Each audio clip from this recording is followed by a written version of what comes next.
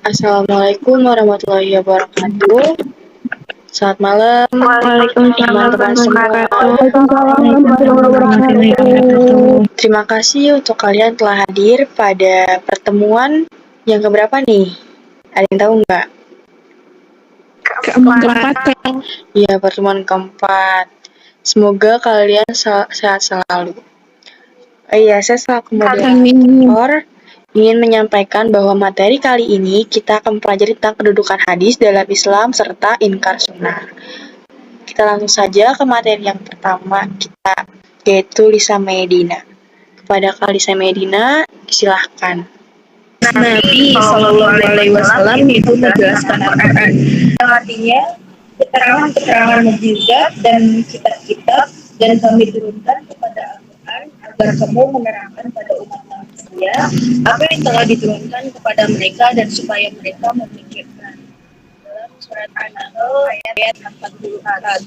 Kemudian tugas Nabi yaitu Rasulullah merupakan teladan baik yang wajib dicontoh oleh setiap muslim.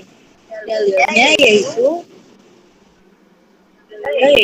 laqad kana lakum fi rasulillahi uswatun hasanatun liman kana yarjullaha wal yawmal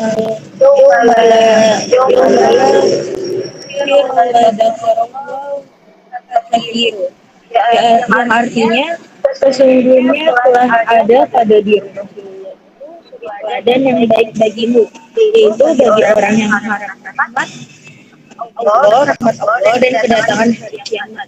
Dan dia banyak menyebut Allah dalam surat Al-Ahzab ayat 20.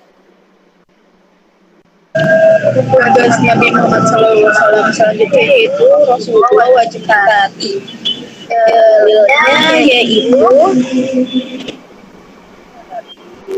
ya ayyuhalladzina amanu atiullaha wa rasulahu wala tawallau anhu wa antum tasma'un, yang artinya hai orang-orang yang beriman, taatlah kepada Allah dan Rasulullah dan janganlah kamu berpaling daripadanya, jangan kamu mendengar perintah-perintahnya dalam Al-Anfal ayat 20.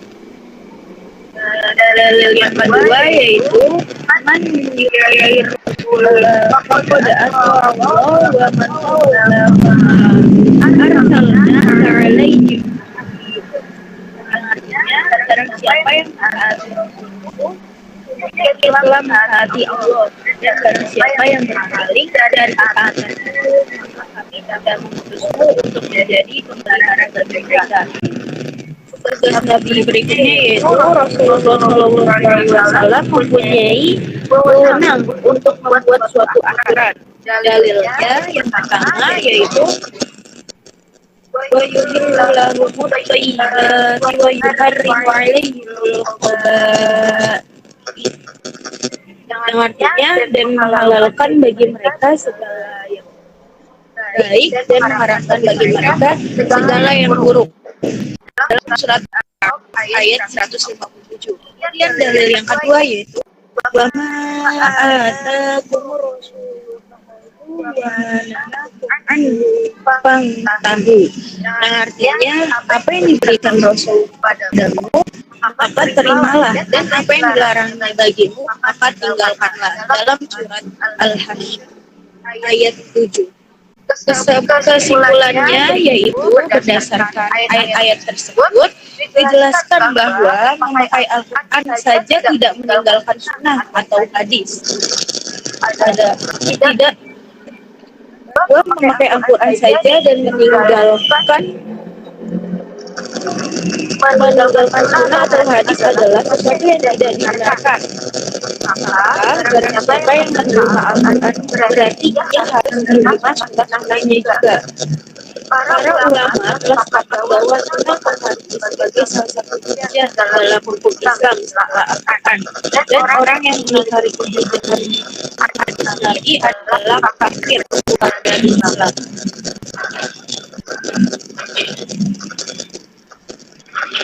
kemudian apa sih ingkar sunnah itu? Karena merupakan paham yang timbul dalam masyarakat Islam yang menolak hadis atau sunnah sebagai sumber ajaran Islam. Ingkar sunnah itu dia yang tidak mempercayai benar-benar Rasulullah seperti itu.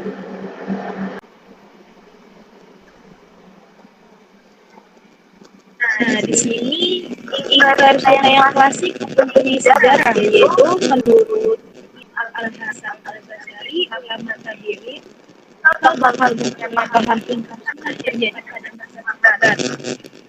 Yaitu pada seorang sahabat Sallallahu Alaihi Wasallam yang bernama Imran bin Husain sedang mengajarkan hadis. Tiba-tiba ada seseorang berkata, ajaran kami Al-Quran saja. Lalu memberikan pengertian serta orang tersebut menyadari kekeliruannya dan kemudian menjadi ahli fikih. Materi selanjutnya akan disampaikan oleh Kasabah Davina ya. Terima kasih Nisa.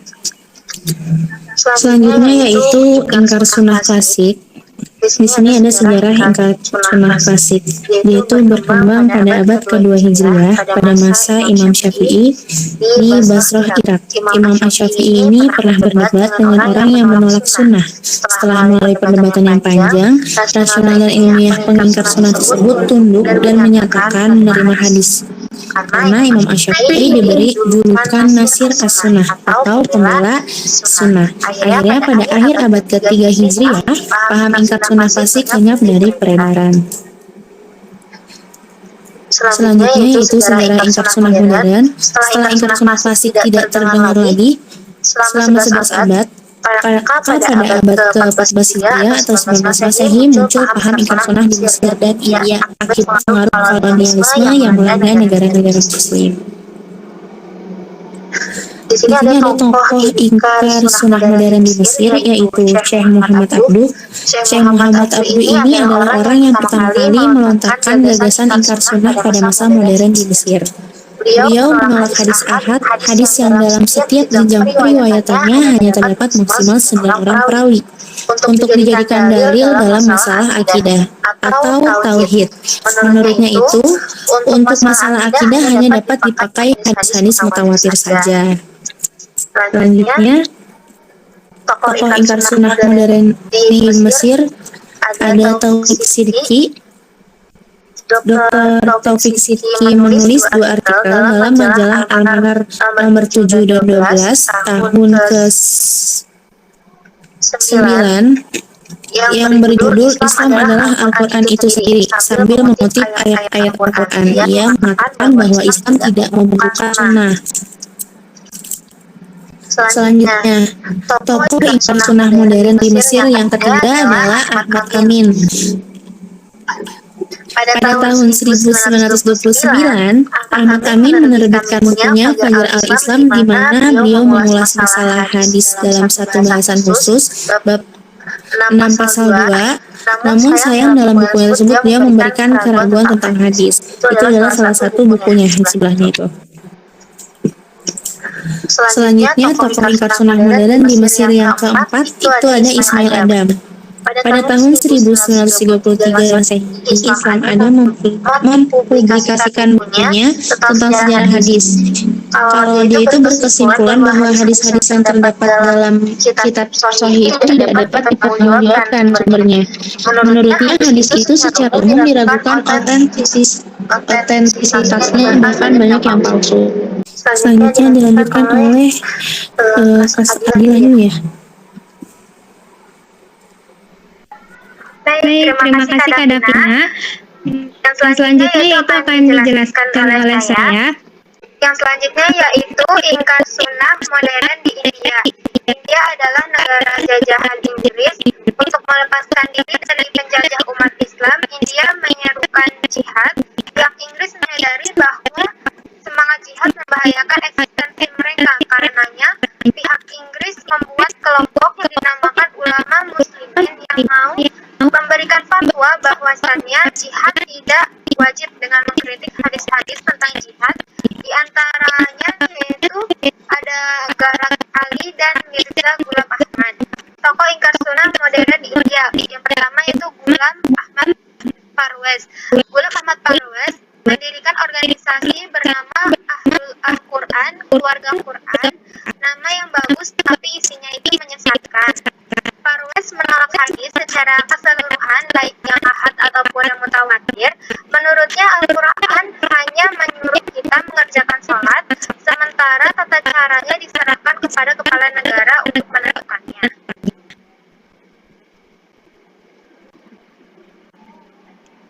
Tokoh ingkar sunnah modern di Malaysia, yaitu salah satunya adalah Kasim Ahmad.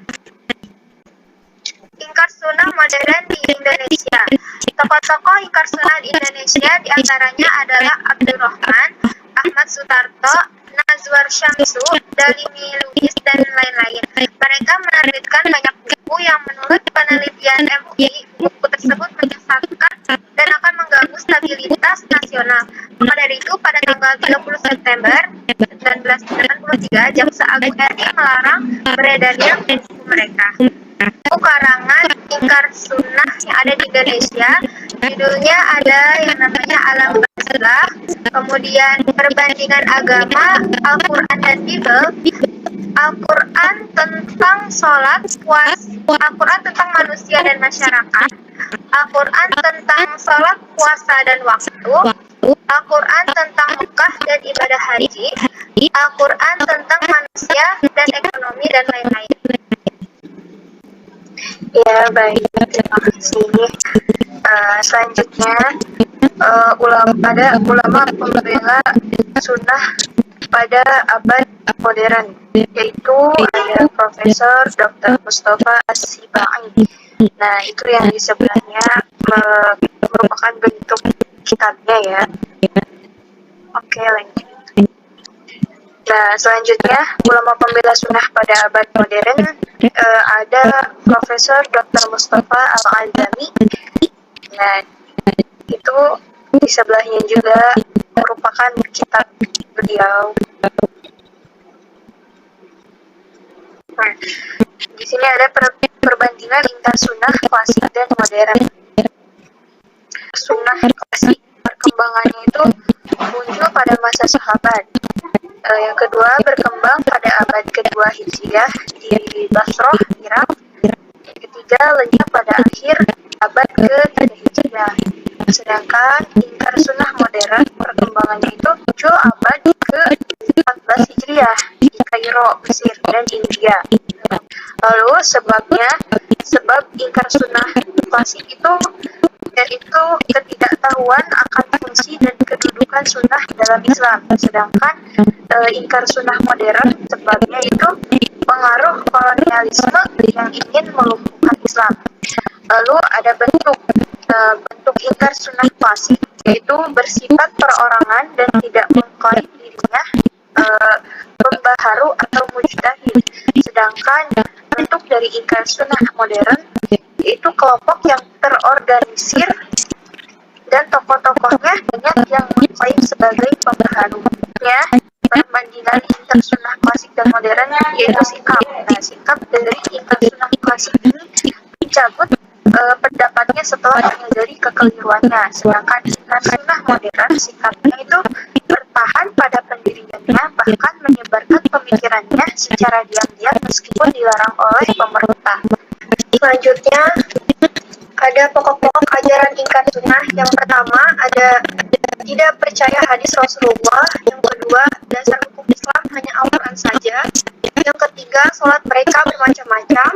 Yang keempat, puasa wajib hanya bagi mereka yang melihat bulan saja. Yang kelima, Nabi Muhammad tidak berhak menjelaskan isi Al-Quran. Yang keenam, orang yang meninggal tidak disolati karena tidak ada perintah dari Al-Quran. Yang terakhir, ada pakaian ihram bebas. Berikutnya ada juga argumentasi ingkar sunnah dan bantahan ulama terhadapnya. Argumentasi ingkar sunnah, ada Al-Quran sudah lengkap berdasarkan Al-Quran surat Al-An'am ayat 38 dan An-Nahl ayat 39. Ma farratna fil kitabi min syai'in, yang artinya tidak ada sesuatu pun yang kami tinggalkan dalam Alkitab. An-Nahl An-Nahl ayat 89, wa nazzalna 'alaikal kitabatibia likulli syai', yang artinya dan kami turunkan kepadamu Alkitab untuk menjelaskan segala sesuatu. Jadi Al-Quran tidak perlu penjelasan dari sunnah atau hadis. Dan bantahan ulamanya ada: satu, pengingkar sunnah suka pilih-pilih ayat yang mendukung pendapat mereka, tapi meninggalkan ayat yang lain seperti Quran surat Al-Hasyr ayat 7 dan Al-Ahzab ayat 36. Bantahan ulama ada juga arti segala sesuatu pada Quran surat An-Nahl tidak bisa diartikan secara harfiah, namun maksudnya adalah Al-Quran berisi banyak penjelasan tentang masalah hukum yang dihadapi manusia. Yang terakhir ada argumentasi ingkar sunnah dan bantahan ulama terhadapnya. Argumentasi ingkar sunnah yang pertama, Nabi SAW melarang sahabat menulis sunnah atau hadis. Seandainya sunnah atau hadis adalah sumber hukum Islam, maka tidak mungkin Nabi Muhammad SAW melarang penulisnya. Sedangkan bantahan ulama ada hadis Nabi melarang sahabat menulis hadis, namun ada juga hadis Nabi mengizinkan sahabat menulis hadis. Maka para ulama menggunakan metode jamak menggabungkan makna kedua hadis ini dalam masalah ini. Nah, sekian. Terima kasih.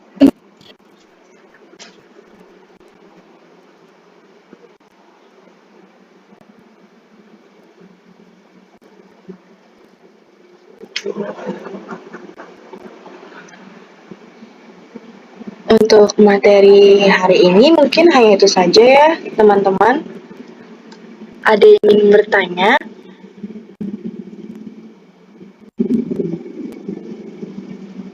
Jika ingin Bentar, slide-nya mau ditanya sebenarnya. ya, jika ingin bertanya boleh angkat tangannya.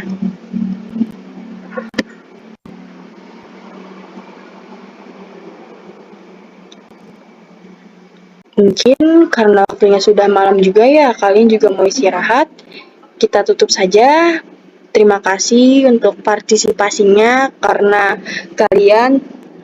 Jadi untuk pertemuan kali ini kita berjalan dengan lancar. Mohon maaf bila ada kesalahpahaman atau sesuatu yang membuat kalian kurang mengerti atau kalian kurang mengerti boleh ditanyakan ke dalam grup. Gitu, seperti itu. Terima kasih. Kami akhiri. Wassalamualaikum warahmatullahi wabarakatuh.